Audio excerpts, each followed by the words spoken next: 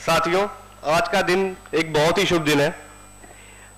ये वो दिन है जो आज के दिन हम जितने भी लोग यहाँ बैठे हैं, शायद एक दूसरे को परस्पर कभी पहले एक साथ एक छत के नीचे ना ही कभी मिले हैं, ना ही कभी जानते थे, और केवल एक व्हाट्सएप ग्रुप के जरिए आपस में एक दूसरे से मिले।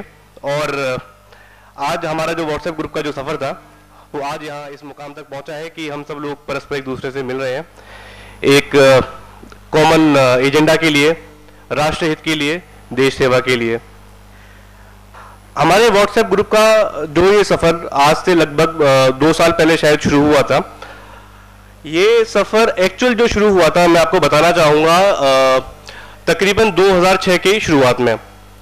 उन दिनों फेसबुक वगैरह इतना था नहीं, व्हाट्सएप तो था ही नहीं, कोई भी चैटिंग का इतना नहीं था। तो एक ऑर्कुट करके एक वेबसाइट हुआ करती थी जो अभी रिसेंटली बंद हुई है।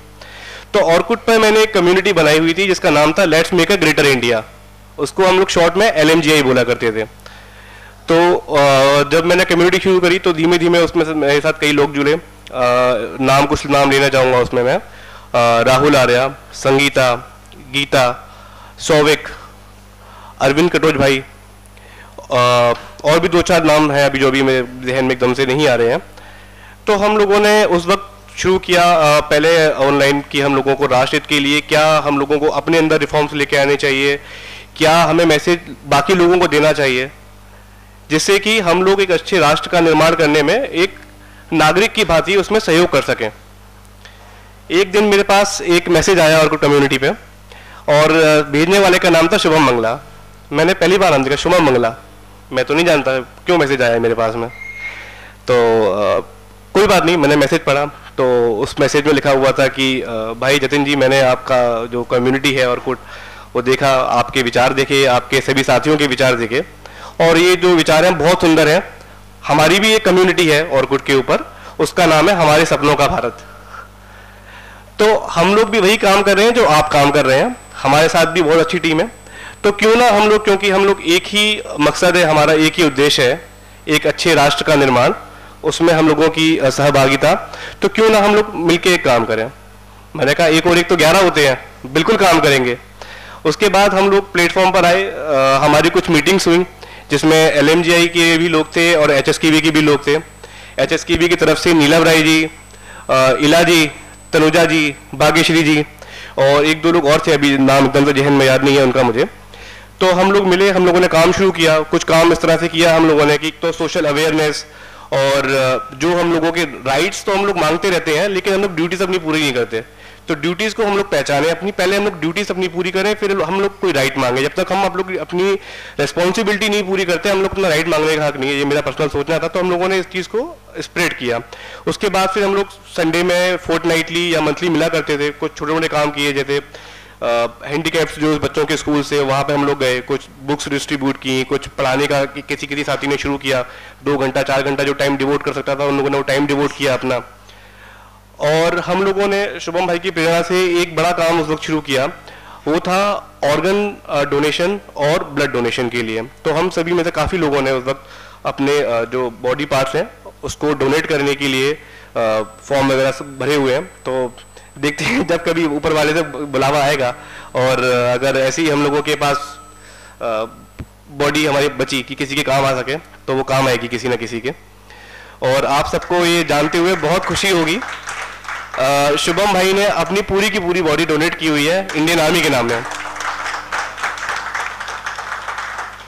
ऐसे ही हमारे एक साथी हैं नीलम राय, जो HSKV से हैं, आज हमारी भी जो उपस्थित नहीं है किसी पारिवारिक कारणों की वजह से। नीलम भाई के बारे में मुझे बताते हुए आपको अत्यंत खुशी हो रही है कि उन्होंने भारतवर्ष के अंदर अपना रिकॉर्ड बनाया है ब्लड डोनेशन का। और उस भाई ने कम से कम मेरी बात नहीं हो पाएगी लेकिन जहां तक मुझे पता है 36 बार उन्होंने ब्लड डोनेट किया है पिछले 3 साल के अंदर। तो हम लोग वहां से आते हैं, वो हमारा प्लेटफॉर्म है जहां से हम लोगों ने काम करना शुरू किया, एक मशाल जलाई हम लोगों ने। शुभम भाई के बारे में भी आपको मैं थोड़ा सा परिचय कराना चाहूँगा। मुझे नहीं पता क्योंकि आप लोग उनको बारे में कितना जानते हैं कितना नहीं जानते। जैसे कल विवेक भाई पूछे थे कि भाई आप करते क्या हो, ये तो बताओ मुझे आपका काम क्या है। तो ऐसे ही शायद बाकी भी लोगों को जिज्ञासा होगी। शुभम भाई के बारे में मैं तारीफ करूं तो क्या तारीफ करूं, क्योंकि शब्द कम पड़ जाते हैं मेरे पास में।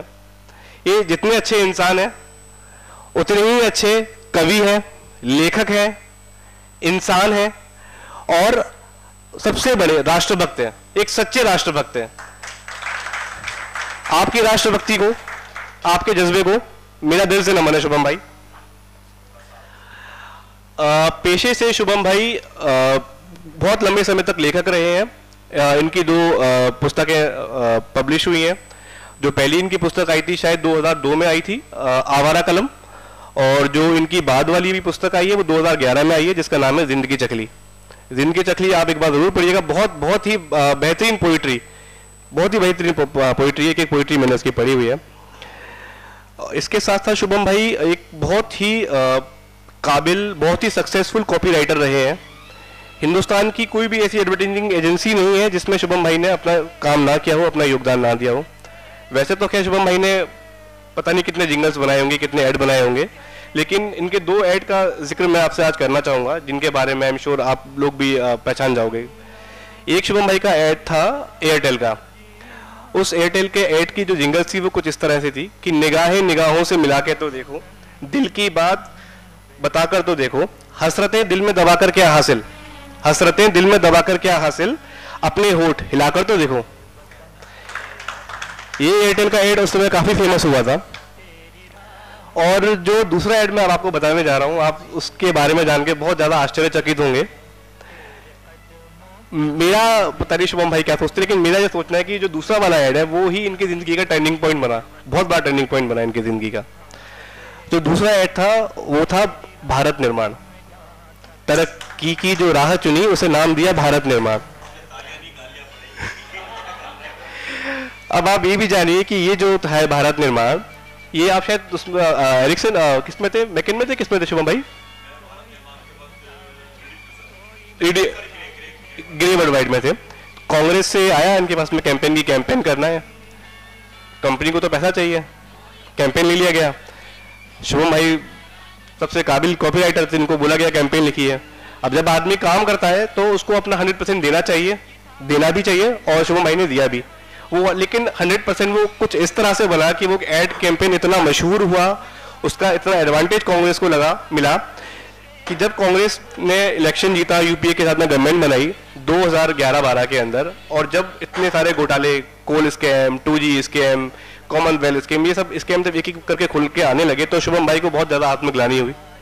उन्होंने लगा कि कहीं ना कहीं 1%, आधा परसेंट जो भी योगदान है मेरा इसके अंदर योगदान रहा है इस गवर्नमेंट को बनाने में, मैंने इसका कैंपेन किया है। आप सबको जान के आश्चर्य होगा, उसी दिन शुभम भाई ने अपने जॉब से रिजाइन कर दिया और आज तक उस फील्ड को पलट के नहीं देखा।